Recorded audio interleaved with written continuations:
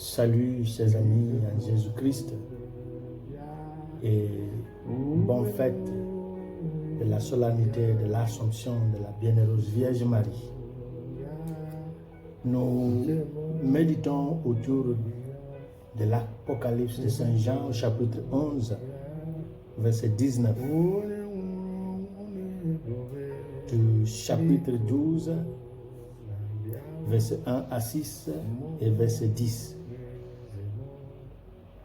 La première lettre de Saint Paul, apôtre aux Corinthiens, chapitre 15, verset 20 à 27. Et l'évangile selon Saint Luc au chapitre 1, verset 39 à 56. Pour l'enseignement patristique sur cette fête, je vous réfère à notre enseignement sur cette fête de l'année passée, pour ne pas trop répéter ce qu'on avait fait. Aujourd'hui, nous méditons autour du thème l'Assomption de la Bienheureuse Vierge Marie, la victoire sur la mort grâce à l'Immaculée Conception. Autrement dit, si nous célébrons l'Assomption de la Bienheureuse Vierge Marie, c'est parce que cette fête a un lien étroit avec sa conception immaculée. Et cette fête que nous célébrons aujourd'hui, c'est un dogme qui nous parle que la Bienheureuse Vierge Marie, au terme de sa vie terrestre, a été enlevée, âme et corps, au ciel. Et il faut aussi distinguer cette fête de l'Assomption et de la fête de l'Ascension. Assomption et Ascension qui parlent de Jésus-Christ. Après sa résurrection, quelques jours, quelques semaines, il est monté au ciel. Mais la Bienheureuse Vierge Marie a été enlevée. Donc, cette force d'aller au ciel n'était pas d'elle-même, mais d'une force extérieure à elle-même. Ça veut dire qu'elle a été enlevée, emportée. Elle n'est pas allée par elle-même. Donc il y a toute une confusion sur cette fête par rapport à sa racine biblique ou véridique ou réaliste. Et selon l'Église et dans son enseignement, il y a plusieurs choses dites par rapport à sa situation avant cette Assomption, à savoir si elle a connu la mort ou pas. Donc, il y avait beaucoup de choses dites, mais ce qui nous intéresse, c'est le dogme de l'Assomption par le pape Pie XII en 1950, 1er novembre, à travers la constitution dogmatique Munus Sanctissimus Deus numéro 44, et ce qui va nous permettre aussi de voir quelques enseignements avant de voir la réflexion préparée pour le jour.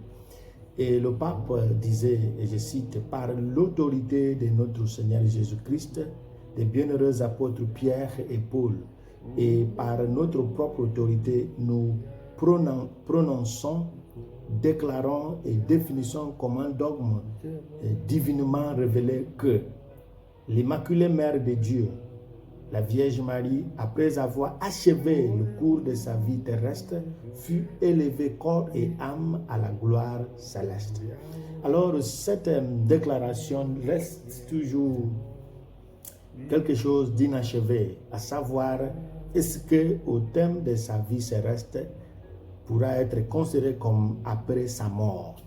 Il y avait beaucoup qui ont dit plusieurs choses par rapport à sa mort, si elle a connu la mort ou pas.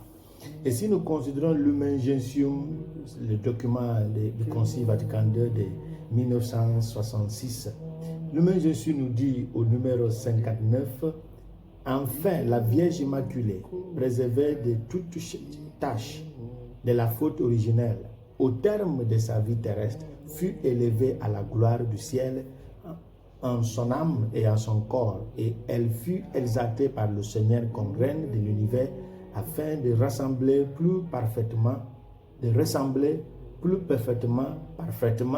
à son Fils, Seigneur des Seigneurs et vainqueur du péché et de la mort. Et si nous allons baser sur cette phrase, ressembler plus parfaitement à son Fils, ce que le pape Jean-Paul II nous dit, nous aidera à dire que la Vierge a connu la mort, même si quand vous regardez sur le site, il y en a qui dit qu'elle n'a pas connu la mort. Mais le pape nous donne une réflexion, un enseignement qui nous aide à mettre fin à ce débat pour dire qu'elle a connu la mort, mais elle n'a pas connu la défaite, la dégradation de son corps. Et le pape nous dit en 1997 dans son audience publique au général, il dit: cependant, le fait que l'Église proclame Marie libre du péché originel par un privilège divin unique ne conduit pas à la conclusion qu'elle a également reçu l'immortalité physique. La mère n'est pas supérieure au Fils qui a subi la mort, lui donnant un nouveau sens et la changeant en un moyen de salut. Impliquée dans l'œuvre rédemptrice du Christ et associée à son sacrifice salvifique, Marie a pu partager sa souffrance et sa mort pour le bien de la rédemption de l'humanité. Donc, avec cet enseignement du pape Jean-Paul II, nous pouvons dire que pour que la Vierge ressemble à son Fils qui a connu la mort, il faudra qu'elle connaisse aussi la mort. La victoire toujours sur la mort, grâce à l'Immaculée Conception. C'est la leçon essentielle de la fête de l'Assomption. La mort qui est le dernier ennemi que l'homme doit vaincre ou détruire, selon 1 Corinthiens chapitre 15, verset 20 jusqu'au 27, en particulier le verset 26. La mort a été vaincue par la résurrection de Jésus qui donne à nos chairs une existence dans la vie que le Christ nous a promise. L'invitation que l'Ascension nous donne est alors celle de l'espoir. L'Ascension de la Vierge Marie nous présente la gloire que Dieu a accordée à Marie, la mère de Dieu fait homme.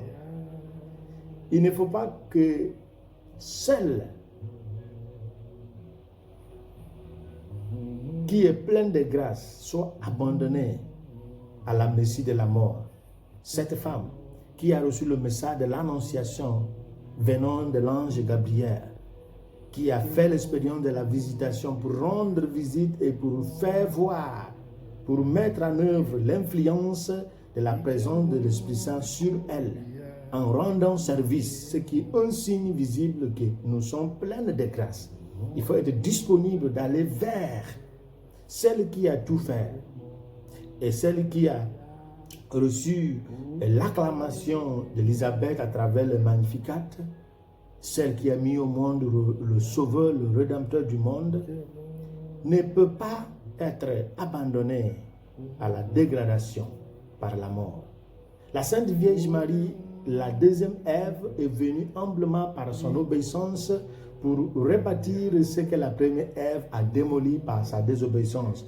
Grâce à son humilité, à accepter la parole de Dieu par son assomption, elle est devenue l'étoile du matin en vainquant le diable qui a perdu son ancienne place comme l'étoile du matin à cause de son orgueil. La première lecture décrit la victoire de Marie contre le dragon, celui qui représente le diable et par qui la mort est venue au monde.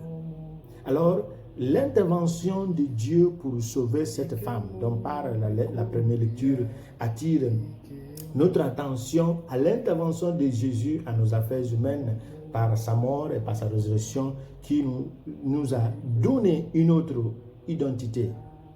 C'est-à-dire, en Jésus-Christ, nous sommes devenus invincibles par la mort. La mort n'a plus le dernier mot sur nous. D'ailleurs, Dieu intervient à nos affaires, marquées par le blocage, l'influence de la mort, marquée par la haine, la solitude, la trahison, l'injustice, la maladie, les attentats,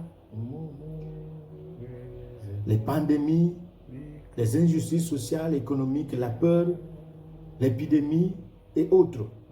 Toutes cela manifeste le pouvoir momentané, le mot est le pouvoir momentané de la mort sur l'humanité. Alors si nous célébrons cette fête, qu'il est possible de célébrer l'Assomption, cette fête mariale, elle nous assure qu'un jour viendra où Dieu sauvera notre corps de la dégradation de la mort grâce à la promesse de la résurrection. Dieu ne peut pas laisser toutes les personnes qui ont cru en lui subir la destruction par la mort. Donc la mort n'aura pas le dernier mot sur nous. Cette fête suscite en nous l'espoir que si la pleine de grâce a vécu d'une manière pleine d'espérance grâce à l'influence de la grâce, et le résultat est là, la récompense est là, Dieu l'a élevé. Qu'au dernier jour, si nous courons notre course du salut selon le mandat de notre vocation, Dieu ne nous abandonnera jamais. Demandons à la bienheureuse Vierge Marie la grâce de la pureté du cœur, parce que c'est où se trouve notre problème.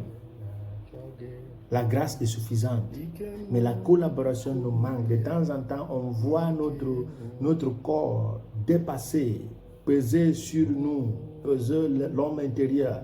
L'homme intérieur peut avoir des théories, des promesses, des principes, mais lorsque le poids de la chair se présente, l'on perd la vue de tous ces principes.